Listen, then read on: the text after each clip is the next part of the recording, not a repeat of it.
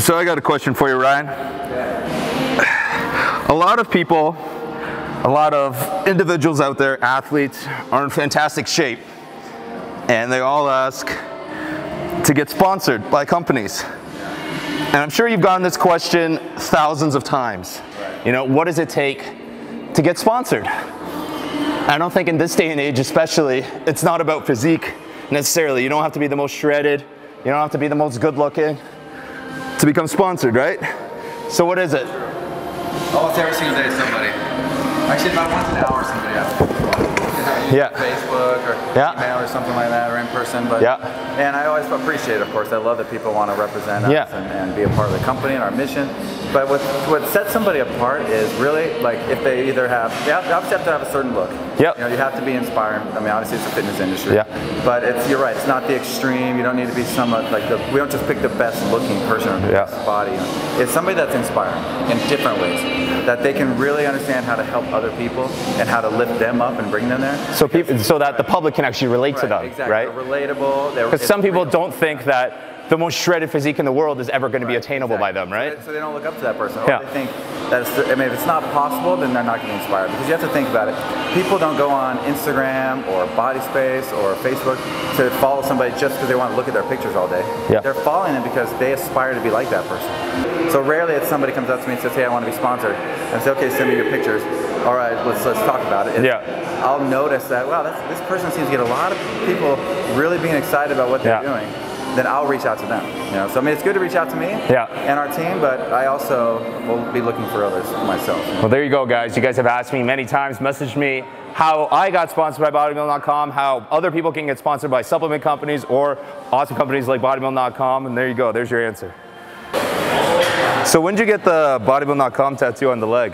I've actually had that for like 5 or 6 years now, but you see the big problem I have now? See that logo? Yeah. See that one on the wall? It's different. Yeah, I'm F. What point, like, I mean, you know, a lot of people have companies out there, and not everyone puts a logo on their, right there, right? So what made you decide to get it? I know a lot of reasons. Like this is one of my. Because I know a lot of employees have one now. Right. Yeah. I think there's like 10 or 12 people that actually have a bodybuilding.com logo now. Yeah. So I mean, it's basically like one of my kids. You know, like I love this company. I started obviously in my garage, and it's such a part of me. Yeah. And so I wanted it. I was like, oh, maybe I'll get a tattoo of something that has meaning for me. Yeah. And obviously this has so much meaning, and it's. I just also want to show everybody how dedicated I am. Like a lot of people start a business just to make money. I'm gonna start a business, make money, and then F everybody, goodbye. Yeah. I made my millions, I'm gonna go off. But technically you could have done that, right? Right, yeah. But I want to show I'm dedicated. Yeah. For life. No, there you go. I'm glad someone else uses my motto as well. So tell me, I guess in this day and age, especially for example the fitness industry, you see so much competition within the social media, within fitness industries obviously. But let's say from an individual standpoint of view, because people that are watching are not company owners necessarily, but individuals.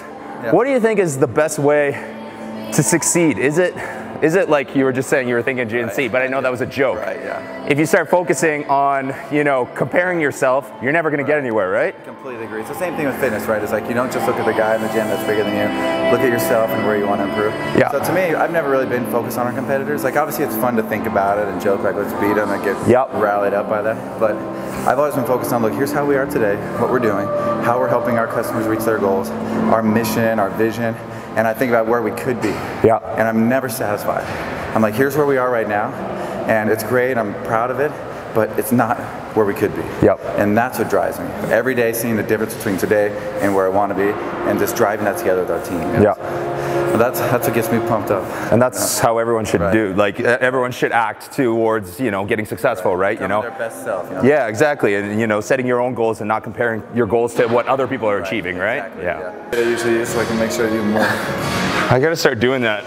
I keep putting everything in a notebook and then. Which is nice, but then it's hard to reference, obviously. Yeah. I try not to.